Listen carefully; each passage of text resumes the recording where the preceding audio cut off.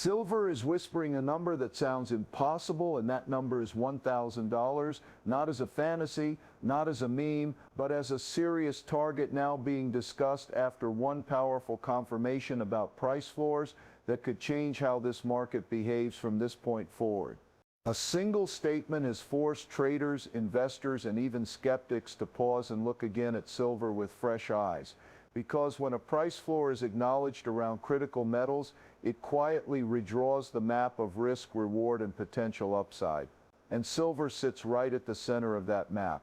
In this video, you will understand what a price floor really means, in simple terms, why this concept is now being connected to silver, how Vance's confirmation fits into a much larger shift happening in the metals market, and why many people believe this could trap short sellers in a position they cannot easily escape. You will see why this is not just another prediction video, not just another wild price target, but a deeper look at the structure underneath the market that most people never talk about. By the end, you will clearly understand why the idea of $1,000 silver is being taken more seriously than ever before, even if it still sounds extreme today. A price floor is very simple. It is a level where prices are not supposed to fall below for long. It is not magic. It is not a promise. It is a boundary created by policy, demand, supply pressure, and strategic importance. When a metal becomes critical to industry, energy, defense, and technology, the tolerance for cheap prices starts to disappear. That is where silver now stands. For years, silver was treated like a secondary metal, volatile, unpredictable, easy to push down, easy to short, but that behavior only works when the market allows prices to fall freely without resistance. A price floor changes that behavior slowly and quietly. Vance's confirmation about price floors around critical materials did not mention silver as a headline, yet the implications were impossible to ignore. Silver is not just a precious metal. It is used in solar panels, electronics, electric vehicles, medical devices, and advanced technologies that power modern life. Demand is rising while new supply is becoming harder and more expensive to bring online. This creates a situation where letting the price fall too low becomes a problem for production, for supply chains, and for national interests. That is how price floors form in real markets, not through announcements, but through necessity. This is where things get interesting for traders and for anyone watching silver closely. For decades, silver has been one of the most heavily shorted commodities in the world. Many large players bet on silver going down because historically it often did. The volatility scared investors away, and that made it easier to control. But when prices stop falling the way they used to, those short positions become dangerous. If a metal refuses to drop below certain levels because demand keeps catching it, shorts start to feel pressure. And when they rush to exit, prices can move very fast in the opposite direction. That is why the idea of $1,000 silver is now being discussed with a different tone, not as hype, not as a wild guess, but as a scenario that becomes possible when market structure shifts. When you remove the ability for prices to collapse easily, you change how the entire game is played. Every dip becomes shallow, every rebound becomes stronger. Over time, this creates a staircase effect instead of a roller coaster. And that kind of pattern is exactly what can lead to prices that once looked impossible. In this video, you will learn why silver is no longer just following gold, why industrial demand is rewriting the rules, why supply constraints are getting tighter each year, and why the concept of a price floor might be the missing piece that explains recent market behavior. You will also learn why many experts still dismiss the idea of $1,000 silver, and why others quietly admit that the long-term math is starting to look uncomfortable for anyone betting against it. There are also lesser-known facts that rarely get attention. Silver is often produced as a byproduct of other mining operations, which means companies do not always increase silver production even when prices rise. This creates a hidden supply limitation. At the same time, green energy expansion is using more silver every year, especially in solar technology. Governments around the world are investing heavily in these areas, which means demand is not slowing down. When rising demand meets restricted supply, price pressure builds slowly and then suddenly. You will see how this connects directly to the idea of price floors. When industries depend on silver, they cannot afford for production to stop because prices are too low.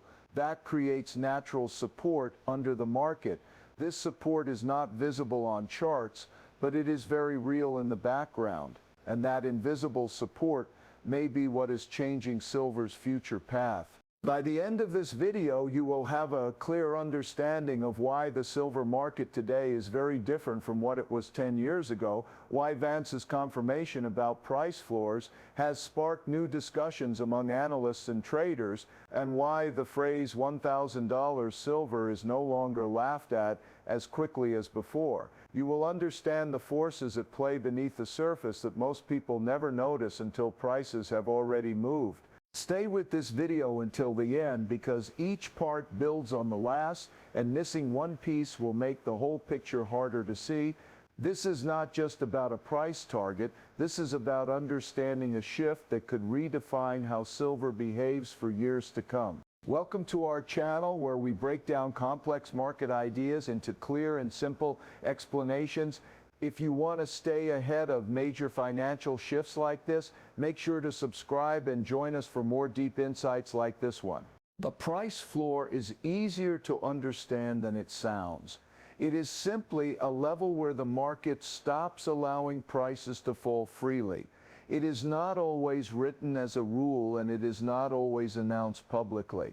Sometimes it forms quietly because of pressure from demand, from supply limits, from policy decisions, or from strategic needs. When a price floor exists, prices can still move up and down, but they keep returning to a certain level instead of collapsing lower and lower. That level becomes a kind of invisible support. Traders may not see it clearly on charts at first, but over time, they notice that every drop gets caught faster than before. Every sell-off becomes shorter. Every attempt to push the price down fails sooner. This is how markets begin to behave differently when a floor is forming underneath them. In many cases, price floors are linked to essential goods. Food, energy, and critical materials often develop these floors because letting prices fall too low creates bigger problems. Producers stop producing, supply chains break, future shortages become likely. Governments, industries, and large buyers understand this risk. They step in directly or indirectly by increasing demand when prices fall. This action prevents the market from sliding too far. Even if no one calls it a price floor, the effect is the same. The market learns that below a certain level there is strong support waiting. This idea is important for silver because silver has changed roles over time. In the past, it was treated mostly as a precious metal and a speculative asset. It moved wildly. It attracted traders who loved volatility. It was easy for large players to push it around because there was no strong industrial urgency tied to its price. If silver fell sharply, it did not stop factories from running. It did not threaten major supply chains. It was uncomfortable for investors, but not dangerous for the economy. That allowed silver to drop for long periods without resistance. Today, that situation looks very different. Silver is deeply connected to modern technology. It is used in solar panels, electronics, electric vehicles, batteries, medical devices, and advanced communication systems. These are not optional industries. These are industries that governments and corporations are investing in heavily for the future. When silver becomes a key material in these areas, the market cannot treat it casually anymore. Letting the price fall too low starts to create real problems. Mines become unprofitable. New projects are delayed. Supply shrinks at the very moment demand is rising. Recent price swings in silver show how tight this balance has become. Sharp drops are followed by fast recoveries. Demand appears quickly when prices dip. Buyers step in sooner than expected. At the same time, new supply is not arriving fast enough to calm the market. This creates tension underneath the price. On the surface, silver still looks volatile, but underneath something is holding it up. This is where the idea of a price floor starts to make sense. So when people talk about a price floor in silver today, they are not talking about a fixed number printed in a document. They are talking about a behavior pattern. They are talking about the way the market reacts when silver gets cheap. Instead of panic selling, there is quiet accumulation. Instead of long declines, there are quick rebounds. Over time, this pattern becomes stronger. Traders begin to notice that betting on long downward moves is no longer as easy as before. This is why Vance's confirmation about price floors for critical minerals created such interest. The statement was not loud, it was not dramatic, but it carried weight because it acknowledged that certain materials are too important to be left to uncontrolled price crashes. Silver belongs in that group because of how widely it is used in essential technologies. When a public figure connects the idea of price floors to critical minerals, it sends a signal that markets are not fully free in the way many assume some materials are protected by necessity. Silver being included in this conversation changes how people think about its future. If silver is treated as critical, then its price cannot be allowed to remain too low for too long. That limits the downside. It creates a base where buyers are likely to step in repeatedly. Over time, this repeated defense builds a strong foundation under the market. This has powerful effects on how traders behave. Many large players in the market have made money for years by shorting silver. They bet on price drops. They rely on silver's history of sharp declines. They enter positions expecting to buy back at lower prices later. This strategy works well when the market allows deep and long falls. But when a price floor begins to form, this strategy becomes risky. Prices stop falling as far as expected. Rebounds happen faster. Shorts find themselves holding losing positions. When short sellers lose money, they must eventually buy back the silver they sold. This buying adds upward pressure to the price. If many shorts try to exit at the same time, the effect can be dramatic. Prices rise quickly, not only because of new buyers, but because of forced buying from those trying to escape their positions. This is known as a squeeze. A squeeze happens when the market moves against short sellers so strongly that they are pushed out rapidly. The more often silver refuses to fall below certain levels, the more dangerous shorting becomes. Traders begin to hesitate. They reduce their positions. Some stop shorting altogether. This change in behavior reduces downward pressure even further. The market slowly shifts from one that is easy to push down to one that resists falling. This shift is subtle at first, but over time it changes the character of the entire market. Another important part of this story is how silver is produced. Much of the world's silver is not mined as the main product. It is a byproduct of mining for other metals like copper, lead, and zinc. This means that silver production does not always increase simply because the price rises. Companies focus on their main metal. Silver output depends on those operations. This creates a hidden limit on how quickly new silver can enter the market. Even if demand rises sharply, supply cannot always respond fast enough. At the same time, global demand for silver is increasing because of the growth in renewable energy and electronics. Solar panels use significant amounts of silver. As countries push for clean energy, the need for silver grows. Electric vehicles, advanced batteries, and communication devices also require silver. These trends are long-term. They are not short-term fads. They point towards steady demand for many years. When steady demand meets restricted supply, the price naturally wants to move higher. But if the price is pushed down artificially through heavy shorting or market pressure, buyers step in more aggressively. This creates the conditions where a price floor forms naturally. the market refuses to go lower because too many people are waiting to buy. Vance's discussion about price floors around critical minerals highlights this reality. It suggests that there is awareness at high levels about the importance of keeping these markets stable. Stability does not mean low prices. It means prices that allow production to continue and supply to meet demand. For silver, that may mean higher average prices than the past. As this understanding spreads, market participants start to adjust their expectations. Investors become more confident buying dips. Traders become cautious about betting on declines. Institutions look at silver not just as a speculative metal, but as a strategic resource. This shift in perception feeds back into the price behavior, reinforcing the floor underneath. Over time, the effect compounds. Each time silver drops and rebounds quickly, confidence in the floor grows. Each time shorts fail to push prices lower, their influence weakens.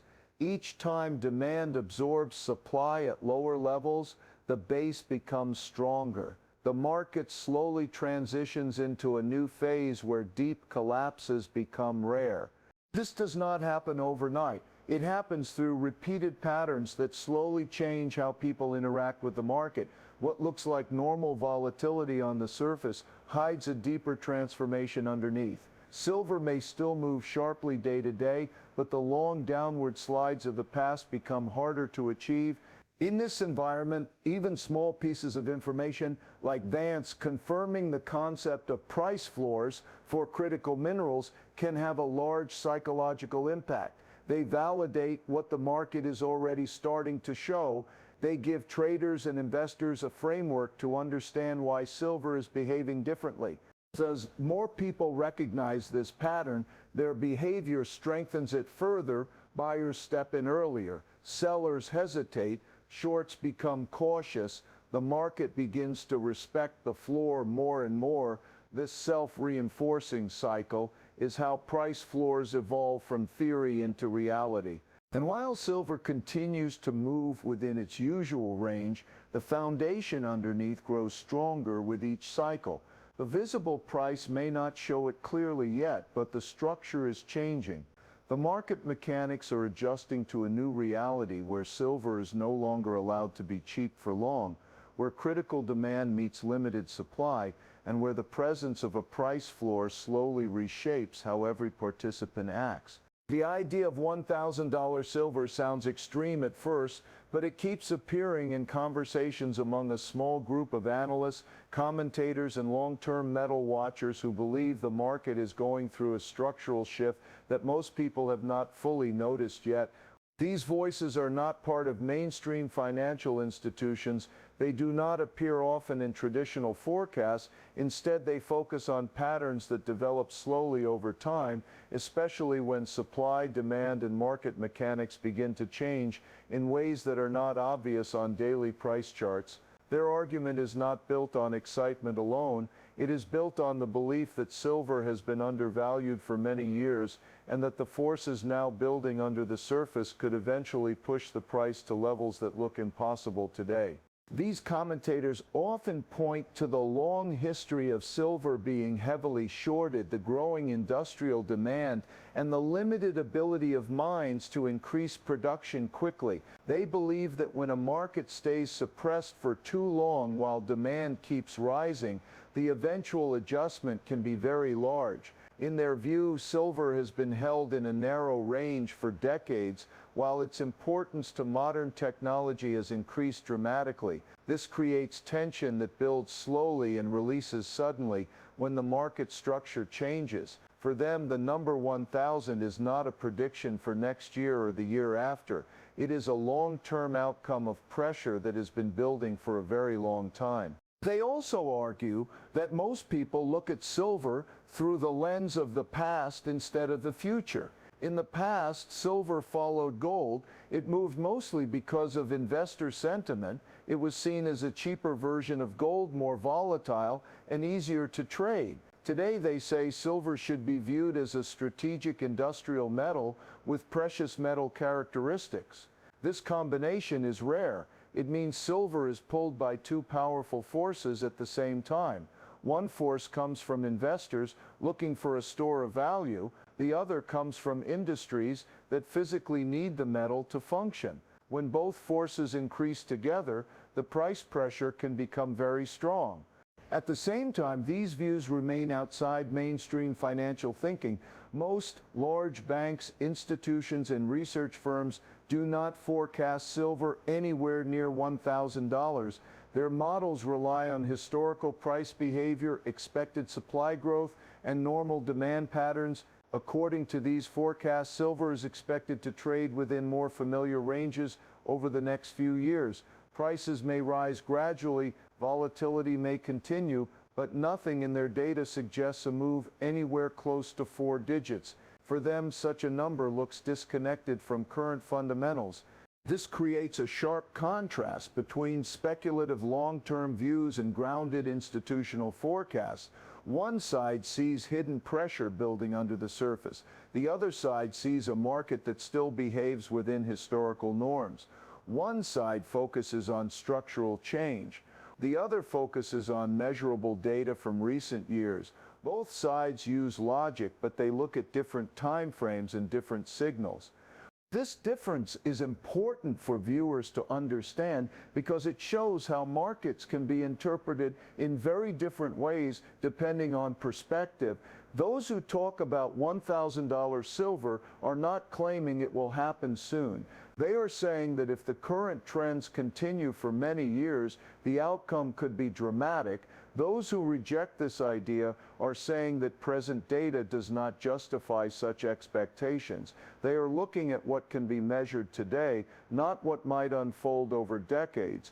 The truth likely sits somewhere between excitement and caution. There is no guarantee that silver will ever reach such extreme levels. At the same time, there is evidence that silver's role in the global economy is changing. Demand from technology, energy, and industry is rising steadily. Supply is not growing at the same pace. Market behavior is showing signs of stronger support at lower levels. These facts do not point directly to $1,000, but they do suggest that silver may be entering a different phase than before. For viewers, this means understanding that the discussion about $1,000 silver is less about a target and more about recognizing that the market may be shifting underneath. It means noticing that silver is no longer just a speculative metal reacting to investor moods. It is becoming a necessary material for modern life. That change alone can alter how prices behave over long periods. Institutional views vary widely, even within their own groups. Some analysts are cautious but admit that long-term demand could surprise to the upside. Others believe new mining projects and recycling will keep supply balanced. Some expect steady growth in price without extreme moves. This wide range of opinions shows that even experts are uncertain about where silver is heading in the long run. What remains clear is that the presence of stronger support under prices is becoming harder to ignore. Each time silver drops and quickly recovers, confidence in that support grows. Each time demand absorbs supply without allowing deep collapses, the idea of a price floor becomes more believable. This does not confirm $1,000 silver, but it does support the idea that silver may not behave the way it did in the past. For viewers watching this market, the key takeaway is not to focus only on the number. The key is to understand the forces shaping silver's future. Market structure matters, demand trends matter, supply limitations matter, policy discussions about critical minerals matter. All these factors combine to create a picture that is more complex than simple price predictions. Over time, if these forces continue to build in the same direction, prices could move higher than many expect. Whether that means $1,000 or something far lower is impossible to say today. What can be observed is that silver is gaining importance in ways that were not present decades ago. That importance creates a base of demand that did not exist before. As this base grows, the market becomes less tolerant of low prices. Producers need higher prices to keep mines running. Industries need stable supply to keep production moving. Investors notice the changing pattern and adjust their strategies. Shorts become more cautious. Buyers become more confident. This slow shift changes how the market behaves year after year. In this environment, extreme targets serve as a way to draw attention to the larger change happening beneath the surface. They are not promises, they are not forecasts supported by mainstream data. They are expressions of how significant the shift could be if current trends continue for a long time. They force people to look beyond daily price movements and consider the bigger picture. For viewers, understanding this balance between speculation and reality is essential. It helps separate excitement from evidence. It allows a clearer view of what is happening without getting lost in dramatic numbers. It shows that while $1,000 silver may be far from today's reality, the reasons people talk about it are rooted in real changes taking place in the market. And as long as demand keeps rising, supply remains tight, and the concept of price floors around critical materials gains more recognition, silver will continue to behave in ways that challenge old assumptions. The discussion itself becomes part of the market's evolution, shaping how people think, how they trade, and how they prepare for a future that may not look like the past. Silver is no longer just a metal on a price chart. It is becoming a signal of deeper changes happening in the market, in industry, and in how critical materials are valued around the world. The idea of price floors, rising demand, tight supply, and shifting market behavior all point to a future where silver may surprise many people. Whether the price moves slowly or suddenly, the forces underneath are worth watching closely. Follow for more market breakdowns. Comment what silver price you think is next. Subscribe to the channel, like this video, and share it with others who want to understand where silver could be heading next.